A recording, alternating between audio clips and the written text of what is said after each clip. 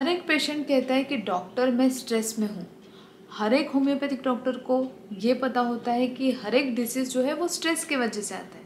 पर क्या यह स्ट्रेस सब पेशेंट के लिए एक जैसा होता है? बिल्कुल नहीं। किसी के लिए वो फियर ऑफ फेल्योर है, किसी के लिए फीलिंग ऑफ अनलव्ड है, किसी के लिए स्ट्रेस मतलब उनका लॉस ऑफ कंट्रोल है। होम्योपैथी में एज अ होम्योपैथ जो माइंड मेथड फॉलो करते हैं, हमारा एम क्या है?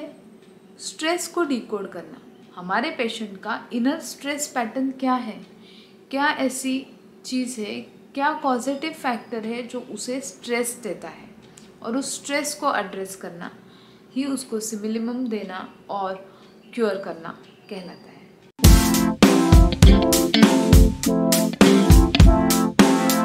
हम ये अक्सर सुनते हैं कि पेशेंट कहते कि डॉक्टर हम अपने जॉब की वजह से स्ट्रेस में हैं, पर उसी जॉब कंडीशन में सेम प्रोफाइल में दो अलग अलग लोग अलग अलग तरीके से रिएक्ट करेंगे। सेम जॉब प्रोफाइल है, सेम स्ट्रेस है, पर एक इरिटेट हो सकता है, दूसरे को डोमिनेट कर सकता है। सेम जॉब प्रोफाइल में दूसरा बंदा with same stress self critical हो सकता है, एंशियस हो सकता है। ऐसा क्यों? क्योंकि स्ट्रेस वो नहीं जो हमारे साथ होता है, स्ट्रेस वो है जो हम सिचुएशन को इंटरप्रेट करते हैं। और ये स्ट्रेस जो है वो गाइडेड होता है डीप रूटेड इमोशंस और बिलीफ से जो हम सालों से अपने साथ कैरी करते आए हैं।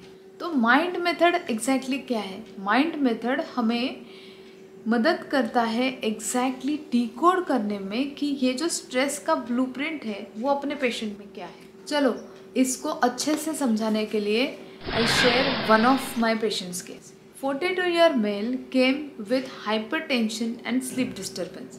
He said कि डॉक्टर मैं ना कभी रिलैक्स नहीं रह पाता हूँ, जबकि सब ठीक चल रहा है, फिर भी मुझे ऐसा लगता है कि कुछ तो बिगड़ जाएगा, कुछ तो खराब हो सकता है, सिचुएशन बिगड़ सकती है। अगर हम लोग इसको ऊपर लेवल पे देखें तो हमें लगेगा कि ये ओवर थिंकिंग वाला पर्सन है, पर माइंड मेथड से जैसे मैं अंडरस्टैंड करती हूँ पेशेंट को, उस नज़र से देखोगे तो समझ में आएगा कि ये जो पेशेंट है उसे लगता है, उसे एंटीसिपेटरी एंजाइटी है, नीड फॉर कंट्रोल है। उसकी लैंग्वेज अगर सुने तो वो कहता है कि he thinks that something will go wrong. तो उसका इंटरनल पैटर्न ये है कि उसे लगता है कि ही शुड कंट्रोल थिंग्स ताकि वो सेफ फील। यहाँ पे इंडिकेटेड रेमेडी हो सकती है आर्जेनियम नाइट्रिकम या फिर आर्सेनिक एल्बम, क्योंकि वो डिपेंड करता है कि वो किस तरीके से एक्शन लेते हैं।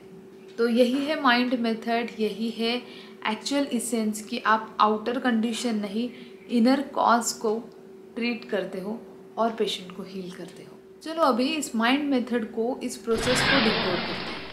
Observe the trigger. कौन सी ऐसी सिचुएशन है जो बार बार अपने पेशेंट को स्ट्रेस में डालती है, उसे ट्रिगर करती है। Example, rejection, authority, fear, failure. Listen to the words that patient uses.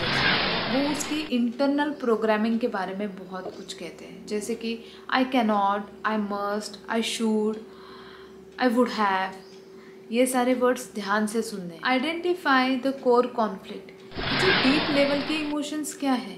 Fear है, लॉस ऑफ आइडेंटिटी है, या फिर want to have the control। ये हमें क्या मदद करता है? It improves our clinical efficiency, it improves our clinical effectiveness, because अब हम लोग सिर्फ ऊपरी सिम्टम्स के ऊपर उसे ट्रीटमेंट नहीं दे रहे, हम लोग अंडरस्टैंड कर रहे हैं उसका स्ट्रेस रिलेटेड कॉज, और उसको ठीक करने की वजह से उसके ट्रिगर्स को हम लोग ट्रीट कर रहे हैं। जैसे कि हेडेक फ्रॉम क्रिटिसिज्म, गिव नैक्टोम्यूर।